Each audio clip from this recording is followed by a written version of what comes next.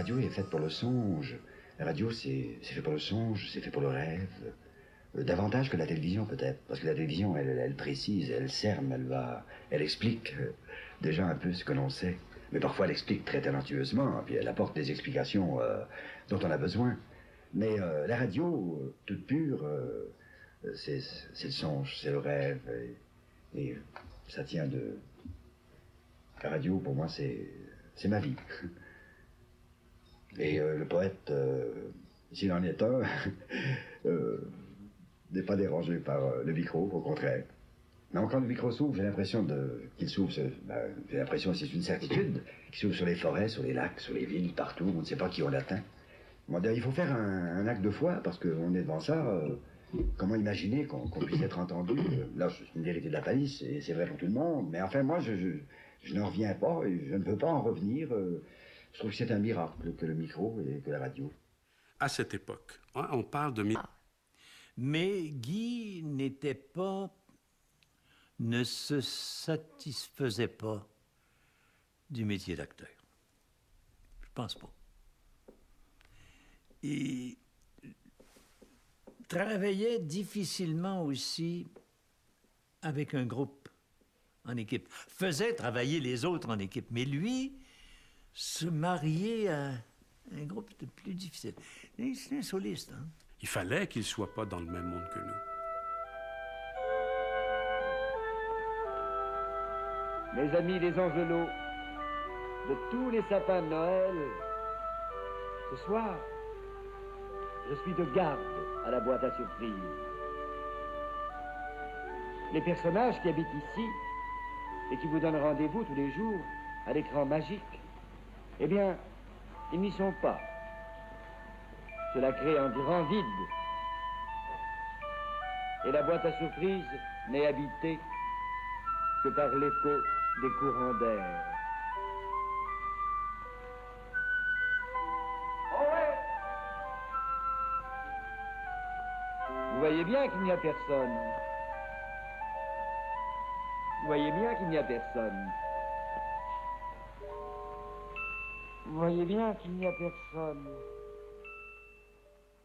C'est bizarre, il est un amoureux de la terre, mais c'était pas un terrien. C'est pour ça qu'il vivait au-dessus des nuages, ça c'est sûr et certain. En même temps, il avait un regard extrêmement puissant face à la vie, face aux petites choses de la vie, face au quotidien. Mais en même temps, son regard était pas... comme on dit, c'était pas une personne grounded, mon père. C'était pas un gars qui avait les pieds sur terre. C'était un clown épouvantable, mais en même temps, c'était un clown troublé par l'existence. Il avait du mal à vivre. Il avait un sale caractère, un caractère épouvantable, dans le sens que il était fatigué de la vie. On dirait qu'il avait une espèce de fatigue émotive, ce qui fait que des fois, c'était comme la roulette russe. Des fois, c'était extraordinairement joyeux. C'était comme un feu d'artifice. Mais il jouait avec la réalité, il transformait la réalité tout le temps dans le quotidien. Ce qui fait que pour nous, des fois, on avait besoin d'avoir quelque chose de plus straight, comme éducation, à quelque part, mais avec lui, c'était pas straight. Puis autant il aimait faire jouer de la musique, parce qu'il faisait le cabaret de Soir qui penche, puis son univers, c'était la musique, autant il était pas capable d'entendre de la musique à la maison. Mais nous, on était jeunes, on avait besoin d'entendre de la musique, on avait besoin de... On était dans la vie, mais lui, la maison, fallait du silence, souvent du silence. Il a été beaucoup aimé, énormément aimé, parce qu'il suscitait l'amour, justement à cause de cette interpellation perpétuelle de l'autre, à cause de ce don total et généreux de lui-même, de son humour, de ses mots, de sa beauté aussi. Forcément, ça suscite l'amour, tout ça. Mais il avait une difficulté, lui, à croire qu'il puisse être aimable. Parce que lui, parfois, d'ailleurs, il a écrit un poème qui s'appelle « Je suis un monstre », se voyait comme monstrueux. Et en effet, tous les génies ont quelque chose de monstrueux. Il avait quelque chose de démesuré.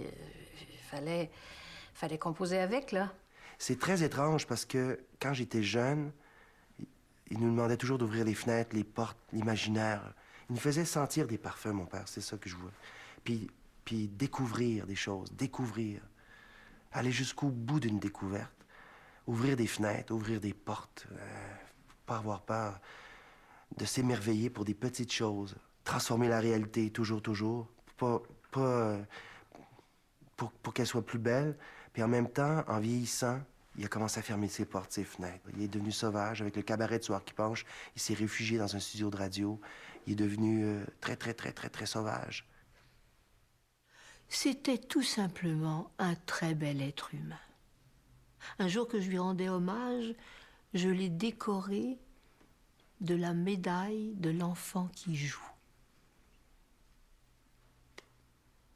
Alors, un bel être humain, un très bel être humain, qui ressemblerait à un enfant qui joue.